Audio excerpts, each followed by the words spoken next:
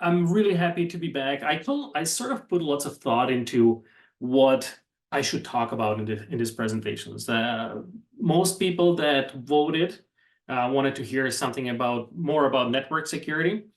And I was originally thinking of diving quite deep into certain aspects of network security, but it gets kind of challenging from the perspective of me not having specific examples that I can go through, right? So I wanted to make it relevant. So what I decided to do is just give you a couple of different approaches that are sort of traditional approaches and new approaches into looking at network security.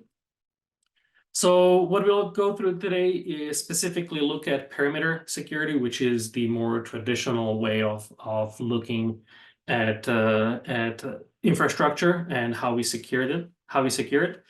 So there are several aspects to perimeter security, like segmentation, encryption, remote access. All of these, I believe, are quite relevant to what you guys are doing, or some of you anyway, when taking care of the broadcast infrastructure. And then I would like to mention zero trust security. So that's sort of a modern way of looking at security these days. There aren't many installations per se that would follow zero trust security, but I do believe that it's an important conversation to have so that you see where the industry is heading towards. And then at the end, I don't have it on the agenda here, but I will leave you off with a specific items that you can go and check to improve your cybersecurity stance. Just like last time, I don't really see messages. I'm not following them. But if you have questions, just pause me, unmute, ask questions. I'm trying to make this as open-ended, as a more of a discussion than anything. So let's start off with perimeter security. And this is something that I can almost guarantee that if your infrastructure is secured to whatever degree it may be, you are using perimeter security, which is more of a traditional approach. So looking at infrastructure, you may have some on-premise infrastructure where you would have segmentation created. So you would have subnets, different subnets, all for, maybe you have a subnet for a media management, maybe you have another subnet for a fault management, etc. You will probably have, let me see, I cannot point. Okay, that's okay. So you may have a VPN and firewall. Both of those will sort of secure the connections from your OB truck or any remote locations. In this sense, remote locations, I'm more thinking about people working from home, right? So in those terms, I'm thinking remote locations. Although this could, for your specific scenarios, this could include an actual remote locations on location shoots, etc. So this is called infrastructure, or sorry, this is called a perimeter security because we are specifically looking at securing from outside threats, right? So you have this on-premise infrastructure and you're securing anybody that is outside. And inherently, we are trusting any traffic that is inside. So when it comes to perimeter security, there are several things that you should be doing that improve the security. Perhaps one of the biggest ones from the implementation perspective is the network segmentation. And I don't really want to dive deep into network segmentation and why does it work from the security perspective, but specifically for the reason because you probably cannot do anything about it. There are these subnets maybe already have been implemented and there isn't much that you can do per se. But network segmentation is a specific design based on segmenting your network into a smaller chunks, right? So those are the subnets. Some people are using, or some infrastructures would be using VLANs, so virtual LANs. And the basic premise behind this is that we are trying to prevent connections between these segments. So if you look at networking here, we have 3 segments here, 3 subnets specifically. And the connection between these subnets are very, very tightly controlled. So imagine that you have a hacker that actually gets in. It's actually not really uncommon for people to get into your network. You don't even realize it. People, it's estimated that majority of networks right now will have some threat already, so somebody already being inside. But the idea is that if you tightly control the connections between these subnets, they're only able to do so much damage, right? So when somebody gets into subnet A, for example, their methodology for moving around is called lateral movement or pivoting. So they would try to get from subnet A to subnet B to subnet C. This is called lateral movement. And it's one of the most challenging parts of hacking, but it's also one of the things that can give you the biggest damage from the perspective of the infrastructure. So we are trying to prevent this movement between different segments. And that's one of the reasons why we are trying to do segmentation in the first place, so that we can tightly control these connections. Imagine, I'm not sure if your infrastructure specifically will have a domain controller. Most likely you will. So the domain controller is a server that manages all your users across the whole network. And domain controller is traditionally the golden nugget for hackers, right? They are trying to get to this domain controller so that they can create themselves a user and they can give themselves full permissions to everything. So through segmentation, through creating these subnets, you are trying to prevent this, right? And that communication will be tightly controlled. The segmentation also helps with, generally speaking, monitoring of these segments. So you have smaller chunks that you can monitor, and you are only monitoring certain things. So it helps you as a technician, and it helps you as an IT professional.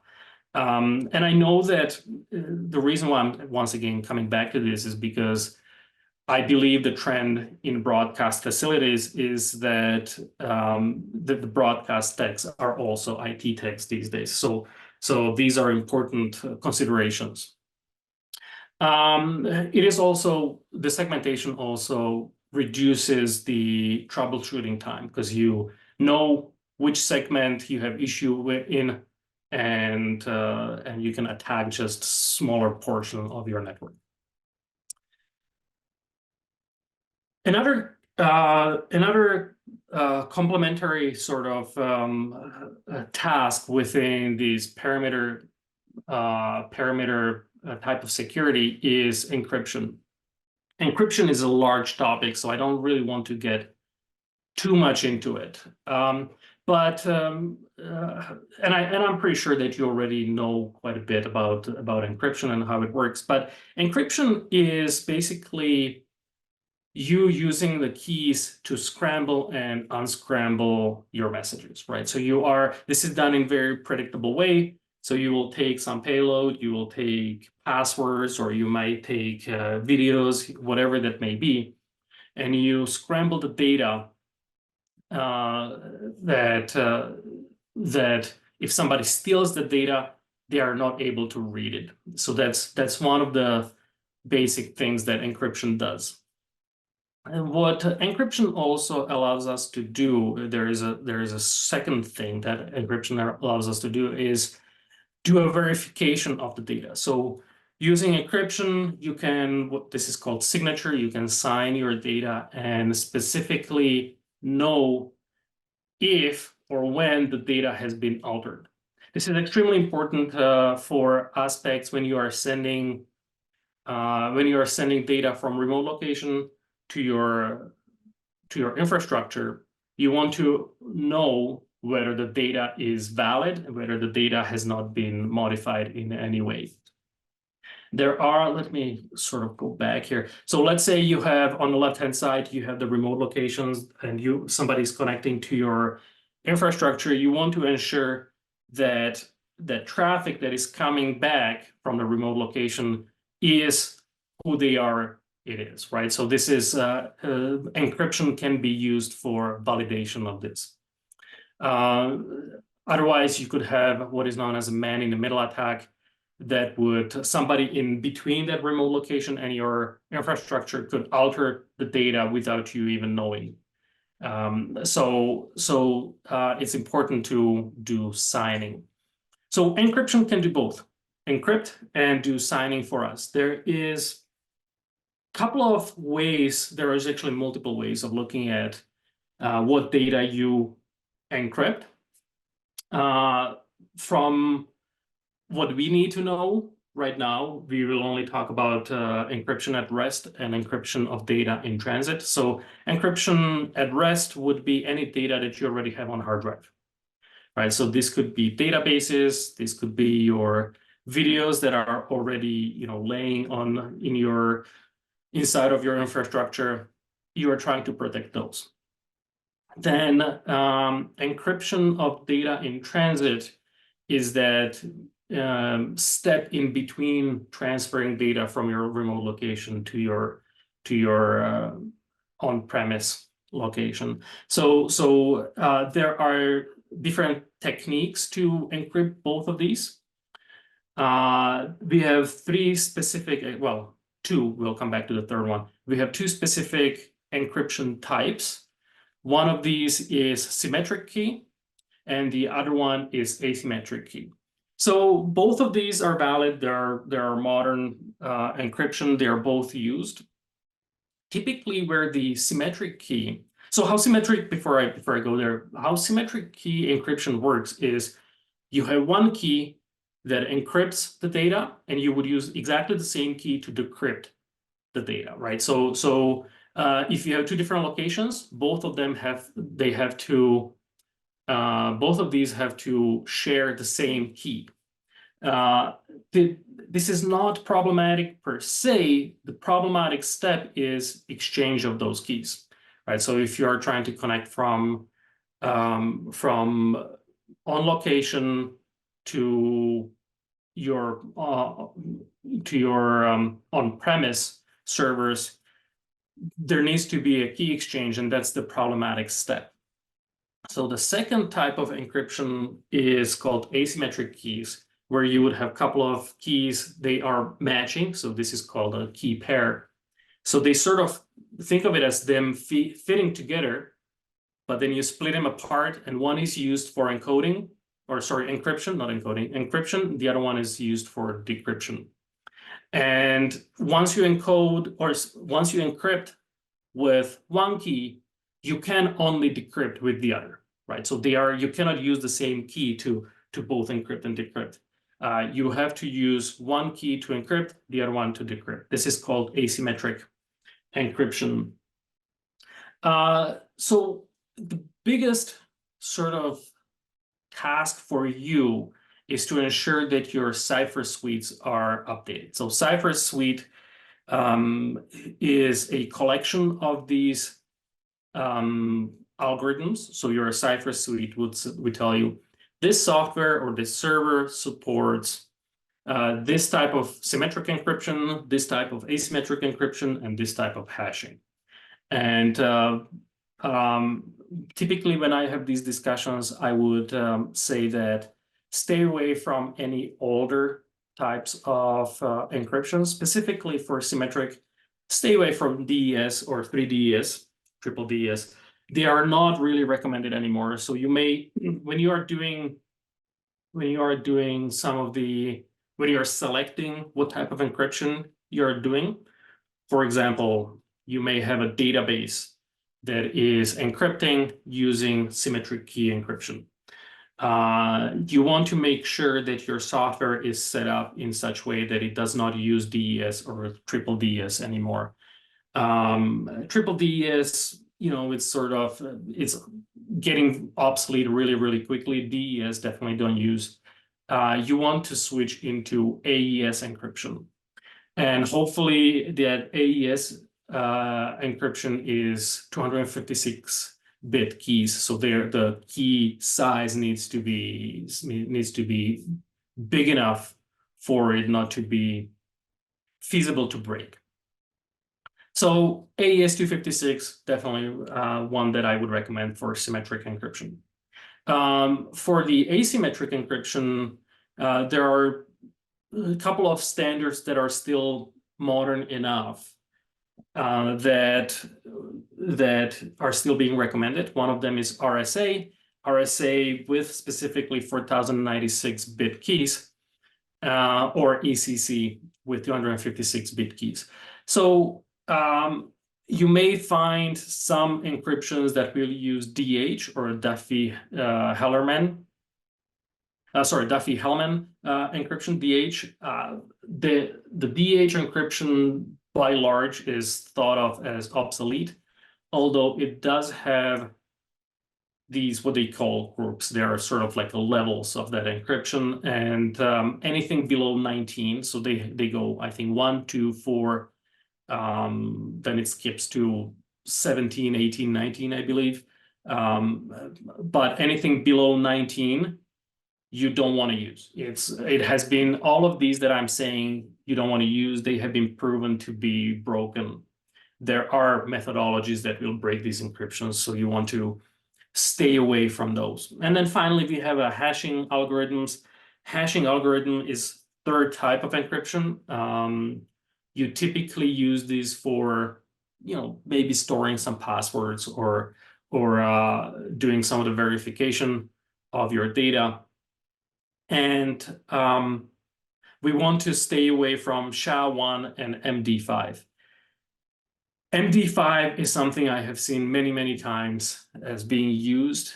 Don't use it. Please get away from MD5. MD5 has been repeatedly shown as being vulnerable. So if you have scenarios on your servers that may use MD5, change it as soon as you can.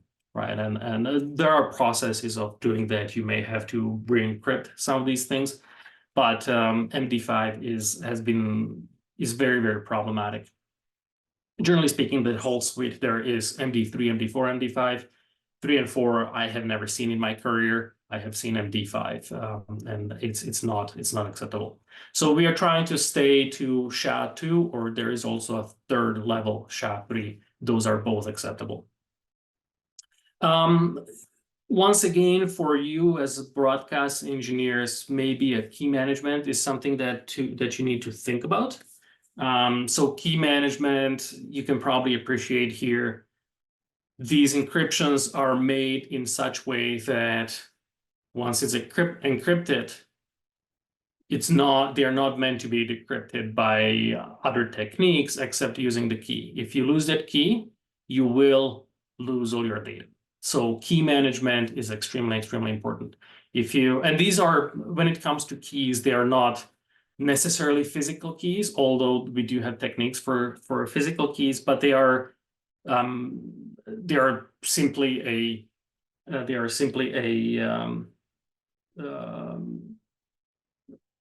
file. It's a text file that will have these very long key embedded into it. It's sort of funny, but I've seen people mention that when it comes to key management, and this is not something that I necessarily recommend, by the way, but I've seen people simply printing out, because that file, that key, can actually be printed out. And people would take that piece of paper or a couple of pieces of paper and put it somewhere in the vault, right? In somewhere where it is protected from fire or other physical hazards. it's not something that I would necessarily recommend because of this physical damage, possibility of physical damage, but it is something that, worst comes to worst, you can always recreate that key if you needed to from paper, as silly as it sounds. But we do have a proper techniques. There are specific techniques for storing some of these keys. It should not be just a file on a USB if you have any of these.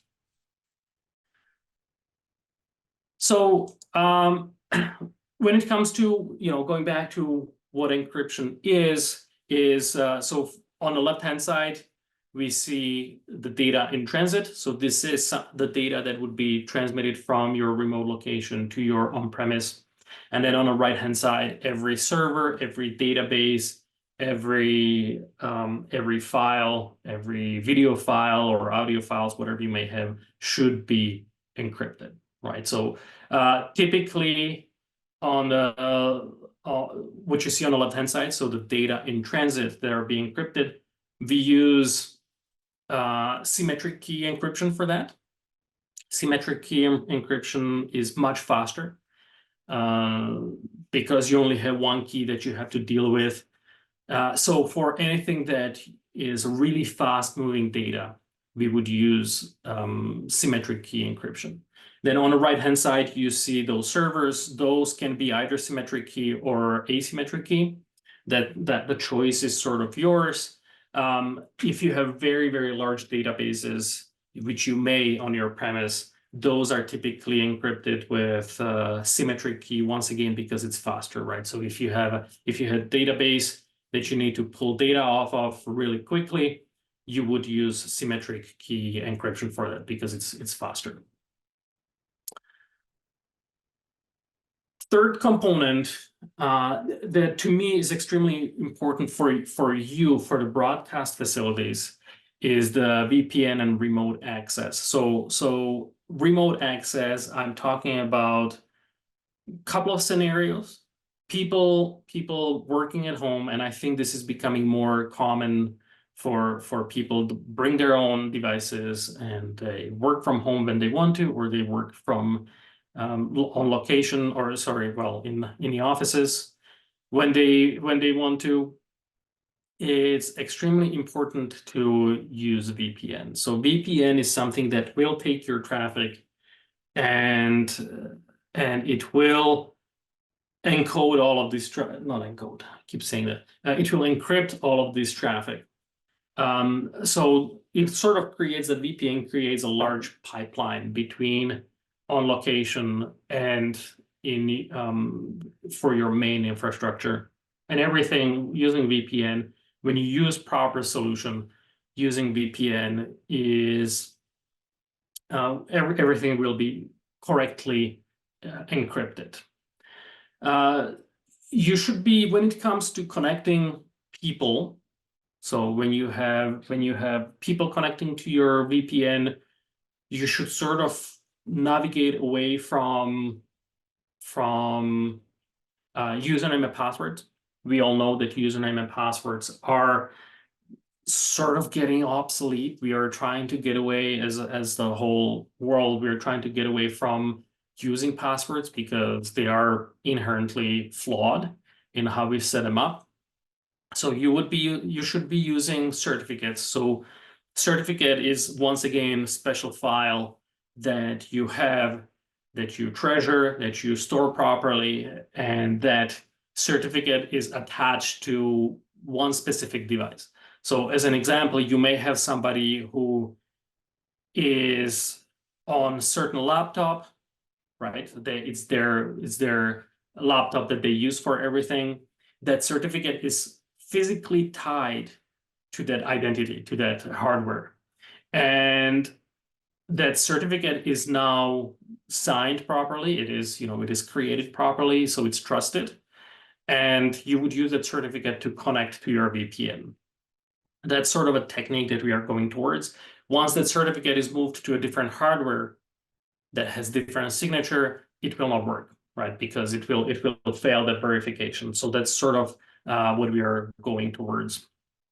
You would also use identities. So the identity, under identity is meant the specific signature, whether that's hardware signature or some type of multi-factor authentication, etc., that would be tied to that certificate.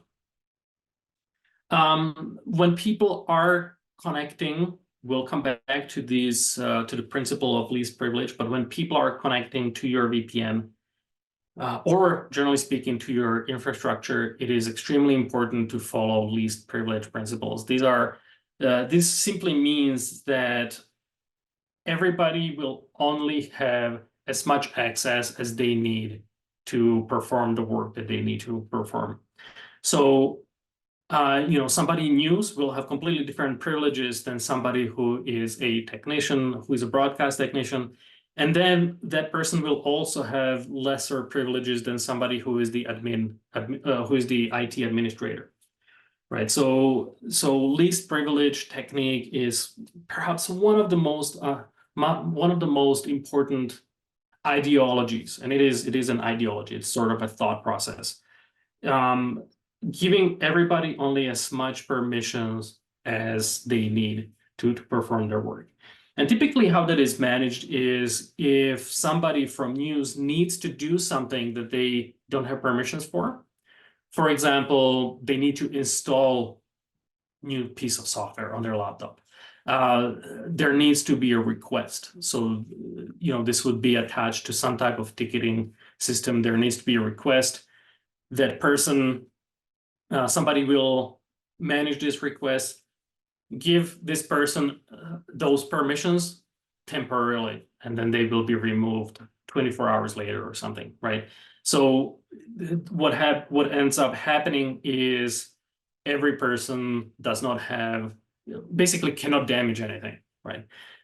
This is typically done because you have attackers will try to replicate some of these connections, and they will try to replicate these sort of user identities or user.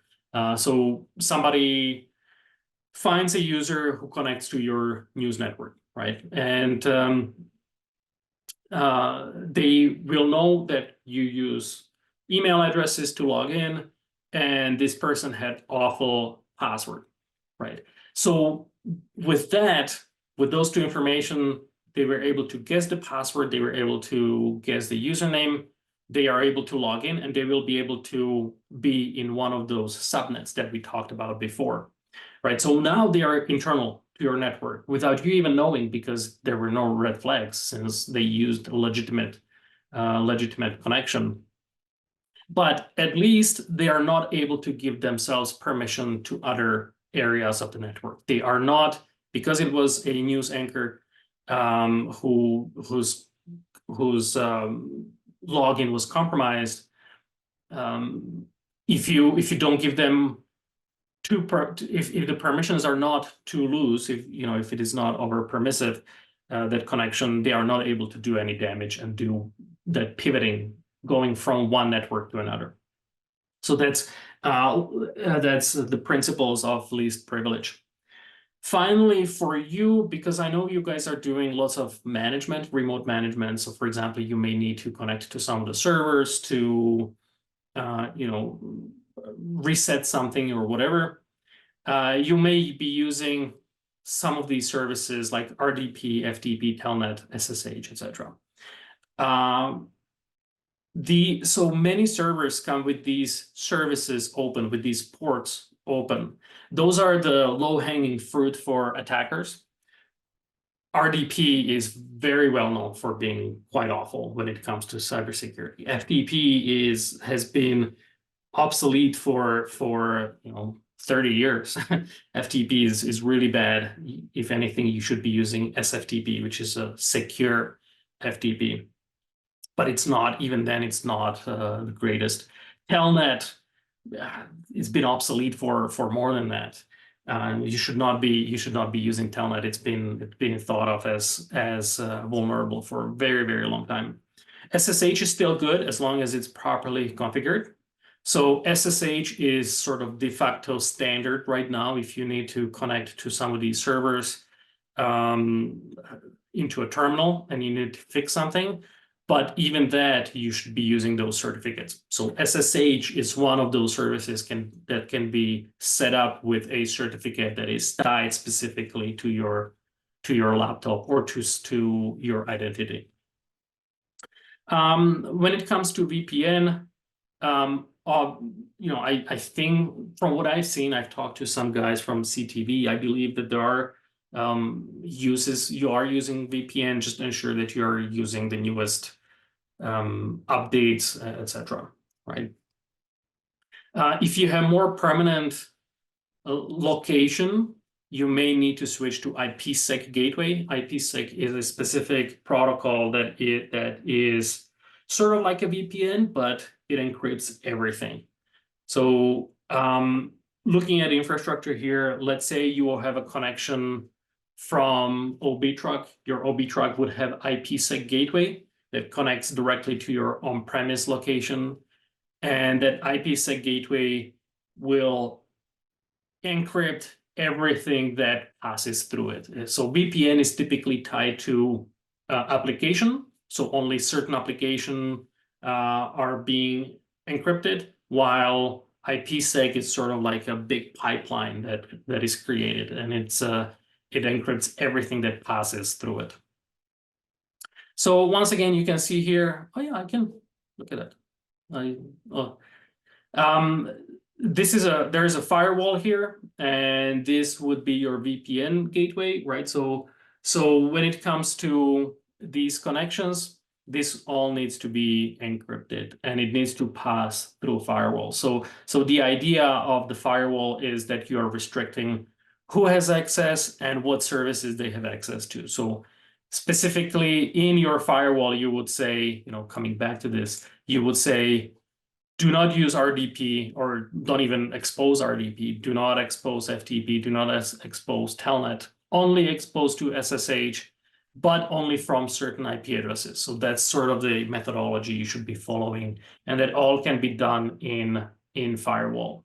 So your firewall will have those rules that can prevent these unwanted connections. When it comes to intrusion detection and prevention system, so IDS or IPS, IPS being intrusion prevention system, and IDS standing for intrusion detection system,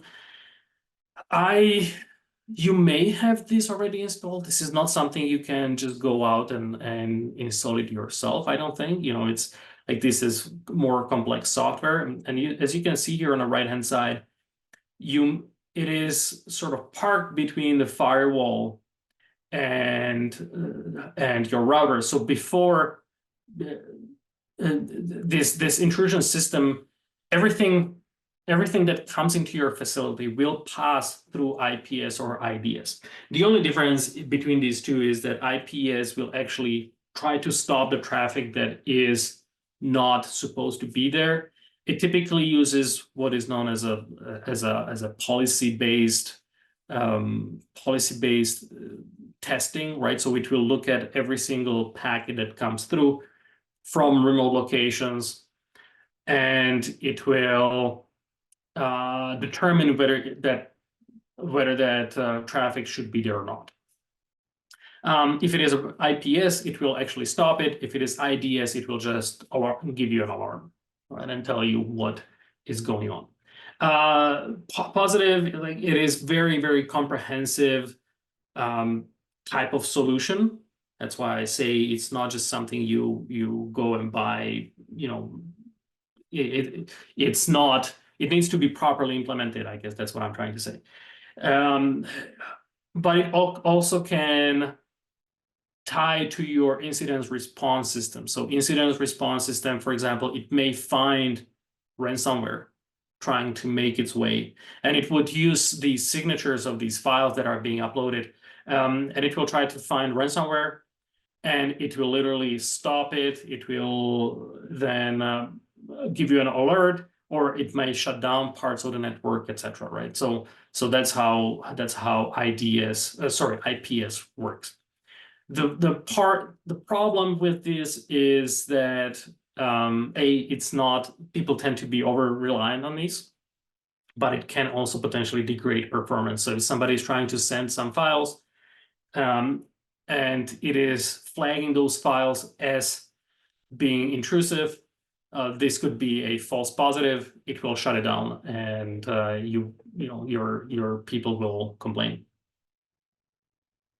One more thing that I want to talk about that you can actually manage from your perspective as engineers is vulnerability management and patching, right? So vulnerability management can be automated or can be manual.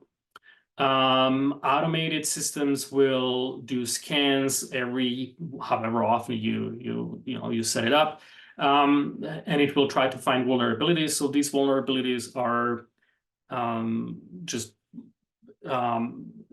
there are databases of common vulnerabilities, so it will go through them and alert you if there are issues. Oftentimes, vulnerability doesn't mean that it is being attacked. It just means that it can potentially be attacked and abused, right? So from that vulnerability management standpoint, you would see, hey, there is vulnerabilities. It may give you a score, how high it is, how important it is, and maybe you have to patch that software. And if it is done manually, once again, this is something you can do manually. You would scan it every 3 months, your whole system, and you would have database of your assets, so you know what you're dealing with. Yeah, and you will manually sort of monitor these and do patching by yourself. It's possible to do fairly cheaply, so definitely something that is high on the list of what you can do. So these are all components of perimeter, and I will stay, I will only be 5 minutes on the zero trust security here, so I want to be cognizant of your time. But perimeter, we've been using perimeter security for a very long time, and the whole world is trying to sort of navigate towards zero trust security. Zero trust security, think of it more of a extending the perimeter, right? So we are with zero trust, all of the things that I have just said still apply, right? But we are extending it with sort of zero trust security principles. And this is not, zero trust security is not something that you just install. It's not a piece of equipment, although there are pieces of equipment that will take care of that. But it's more of a methodology. It's more of a type of thinking. So in zero trust security, it's a set of principles that you may need to implement. And really the whole idea behind this is that you're not trusting anything. You're not trusting any traffic, any connections that comes, that includes internal connections. I'll come back to this really quickly. If I show you this, you're not, with the perimeter security, you were inherently trusting what's inside, but you were not trusting whatever is outside. So you would only do checks with your firewall on the input side. With zero trust methodologies, you are inherently not trusting anything internal. So any connections, any services, any packets that come through need to be checked. You're not trusting them. Then that's where the zero trust comes from. I know we are getting into quite paranoid era here, but that's unfortunately what needs to happen. So there's three basic principles of zero trust. You're verifying all traffic. So every connection, once again, this is not just clients. This is so not just people, not just laptops. It is every server, every connection, every packet will be verified against some rules. We are still using least privilege access. So even your connection to your database, let's say you have some playout server that needs to connect to a database. Every connection, every single time from that server needs to be verified, and that connection between that playout server and your database can only have access to the database. and only to read the database. It does not have privileges to modify anything. It does, maybe it does, but maybe it doesn't have privileges to modify the database. It only has privileges to read. And there is a third level to it, which is scheduling. So maybe that server can only connect to the database between 7 a.m. and 10 p.m. Right. So you can create all of these rules that will do verification of every traffic with the least privilege access methods. And then a third component to this is a comprehensive monitoring. So you are monitoring all of these traffic, you're logging it. So verify all traffic. As I said, every client, every service, whether that's internal or external, must be authenticated. So it will have some authentication methods attached to it. Typically not password and username and password, obviously, but it will have those certificates attached to it. And it needs to authenticate every single time it tries to interact with others. And it needs to have also authorization to do so. So that goes back to least privilege. The collection of what can connect to what, where, when, those are called policies. So this whole traffic verification is based on policies or policy-based access. Once again, we are going back to the fact that we are not trusting anything and anybody. Least privilege access. So that's the second methodology is, once again, we are creating roles. These roles will have the policy attached to it, and they will only have access to what they need to have access to. This is the least privilege is extremely granular. There are ways of creating these policies that are extremely granular for every single service that connects to another server, and you sort of need to manage these privileges and these connections. Finally, we have comprehensive monitoring. So it assumes breach all the time. Once again, we are turning into very untrusty or very paranoid, and it always assumes a breach. There is in fact saying that most facilities don't even know right now that you already have a breach somewhere, because some of these breaches, just to put it into perspective, some of these breaches will last for months. There were examples of this in really high-profile facilities where people or hackers would get into the system and stay there for 5-6 months, years sometimes, sort of waiting for somebody to make a mistake. And people don't know, because if you don't have comprehensive monitoring set up, you will never know that somebody is in your system connecting to it or staying connected. There absolutely are examples of this. This is not, made up. But the comprehensive monitoring sort of creates logs, tons and tons of logs that you can then check. So when it comes to replacing VPN or looking at this connection between remote connections and any outbound connections, within a zero trust network, we can use zero trust network access. So zero trust network access is sort of a piece of equipment that you can buy. It's many new firewalls will have these enabled or will have that capability. You create what is known, let me go back, what is known as a trust broker. So the trust broker is a piece of equipment or piece of technology inside a firewall that manages all these connections. And it, once again, is based on verifying every single traffic using these policy-based decisions and does all the monitoring. So it manages the trust relationships. So once again, for the zero trust security, we are not trusting anybody, whether that's internal or external. So not only going from subnet A to subnet B, but we are not trusting the connection between these two servers or client to a server. And even then, we are still verifying that they are who they are.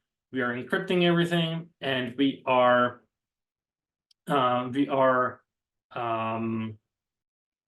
sort of checking scheduling, whether they have permissions to create a connection, and we are checking it against these policies and privileges. This can be accomplished with NAC. NAC stands for a network access controller.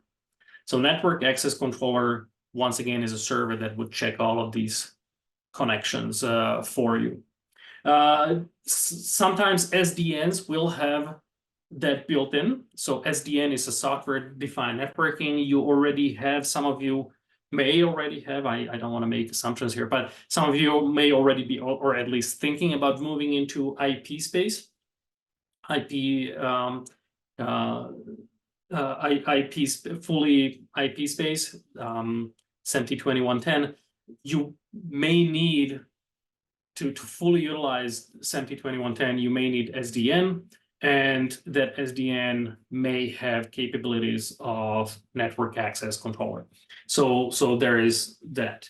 And then on the outside, we would be enabling or adding that trust broker into our firewall so that any connection coming from outside has the same treatment. Okay. So that's zero trust, and I know that some of these things you cannot do anything about because you have no decision making, when it comes to implementation. But here are a few things that you can actually do. As an engineer, you can go and enforce strong passwords and MFA, right? So I haven't talked about passwords here. We've talked about passwords slightly last time, but enforcing password policies are the most basic. It's the bottom layer that everything sort of relies on. You can try to get away from username and passwords as much as you can. So specifically, if you use Telnet, throw those laptops out, replace it with SSH, and make sure that you are using certificates to authenticate your SSH connection. Follow least privilege principles for user management. So I know this is can be heavy on management side, right? Managing those policies and those trust relationships. But you can sort of follow that methodology when you are giving some users access permissions. Don't just open it up for everybody and everything.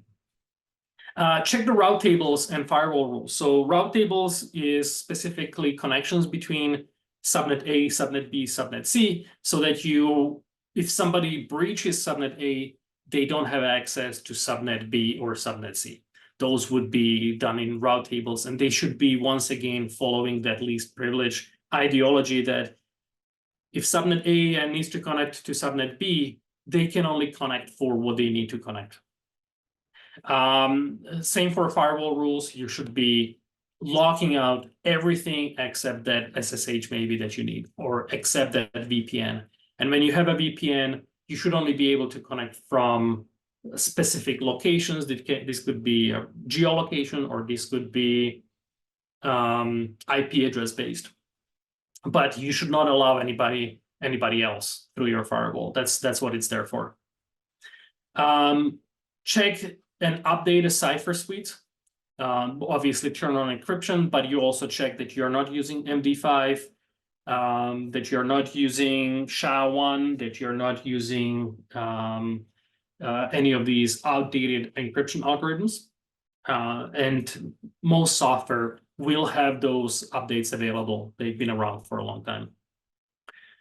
Then you can use VPN for any remote connections. And as I said, only allow certain traffic. You should be trying to create whitelists. So whitelist is list of devices that are possible to connect. Everything else will be blocked.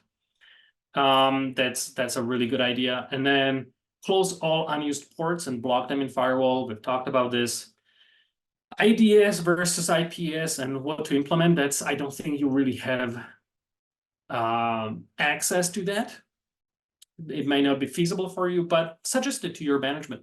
See if you can implement IDS and IP or IPS system.